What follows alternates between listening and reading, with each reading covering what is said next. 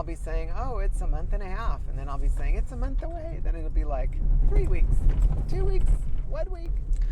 Good morning. Yeah, it's a month away. So, FFS is 1 month away. And I kept saying it's going to get to the countdown, right? Well, yeah, it's counting down. I'm going to try to do a lot of extra things at work to do my work in advance as much as I can so I can take time off. Going to start planning things with my friends for support, aftercare and stuff, just for the first few days. My surgery's on a Thursday, and they'll keep me overnight for observation, and then I'll hang out for the weekend with friends, and they'll give me a hand and stuff, and it should be really a lot easier doing that than just having someone take me home and then hanging out at home.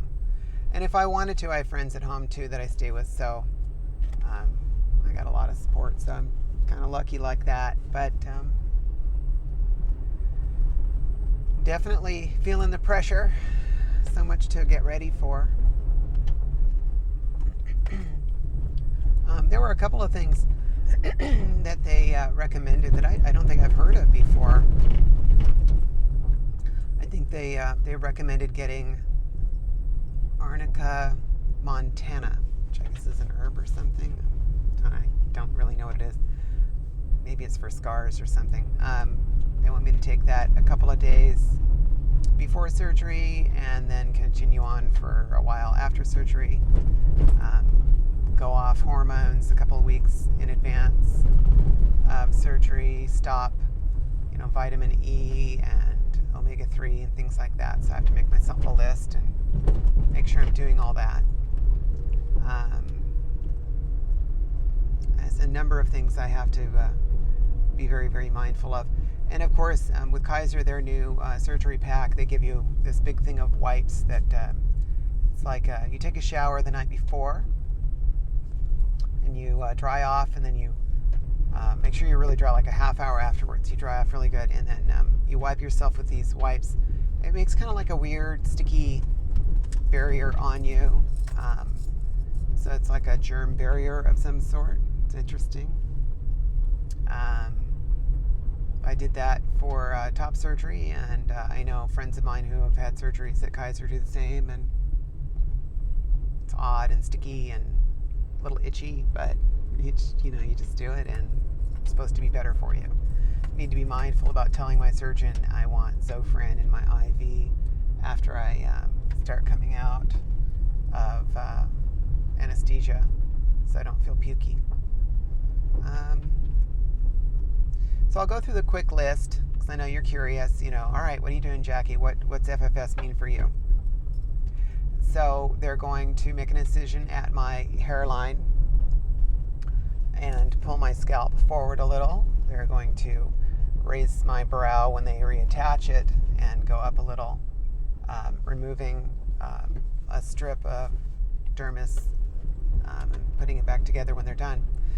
They will pull down the skin to the top of my eyes and reshape all of my brow protrusion. They actually remove a section here in front of this nasal cavity area here. They remove that, shape everything, reshape that, and put it back. At least that's what I was told. It sounds quite drastic, but lots of bumps. It's getting worse on the dirt road. I'm kind of going slow.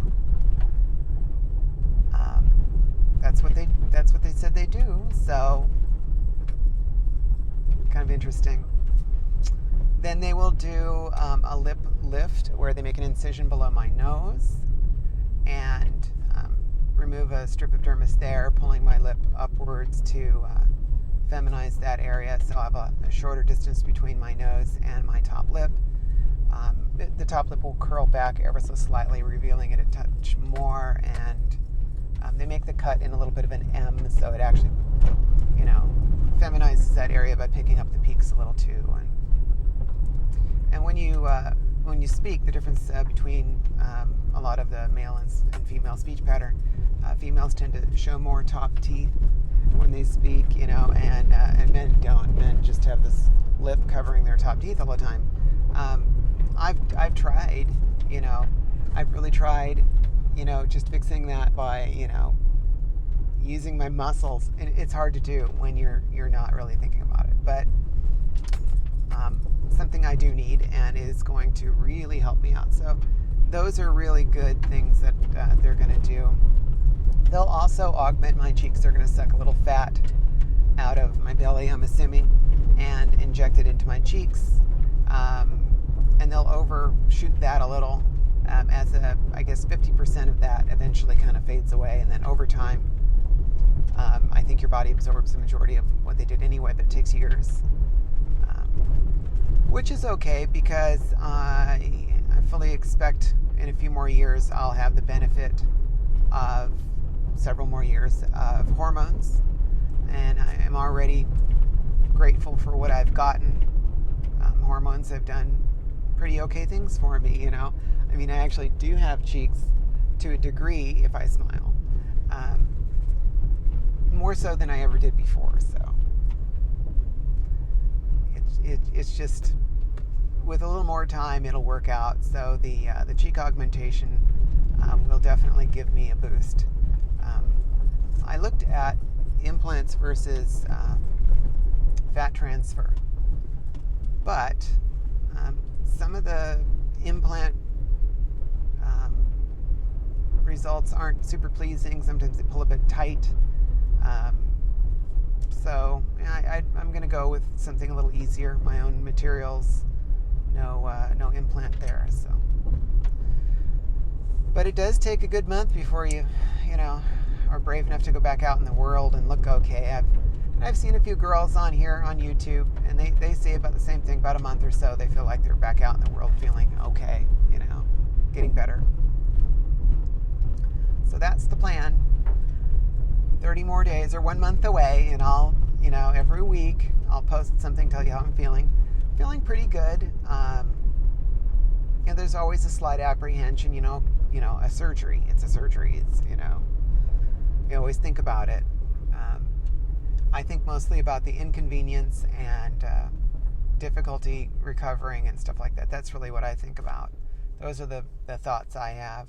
A couple of people have asked me, somebody asked me yesterday. We were standing around in front of the aisle of hand lotions, and they were asking me,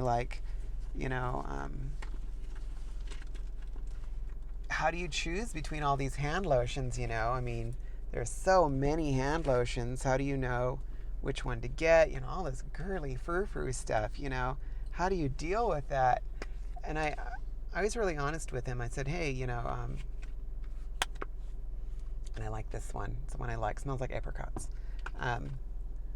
You talk to your friends, and they have experiences, and they've talked to their friends, and you share information about what works, because it is hard. It is difficult. There's so many products to try. If you're on your own, maybe you get lucky, and you like what you get, or somebody will make a suggestion. This suggestion I actually got from my first therapist, and I was telling him how dry my hands were, and he's like, oh, I really like this one, and I'm like, oh, great. He said, and it's also like a dry touch, so it doesn't leave you greasy and stuff. I'm like, oh, that would be really good. I prefer something like that. And he was right on the money. So even though it didn't come from a cisgender female, it did come from a therapist, but somebody inside my little sphere of influence, helped me out.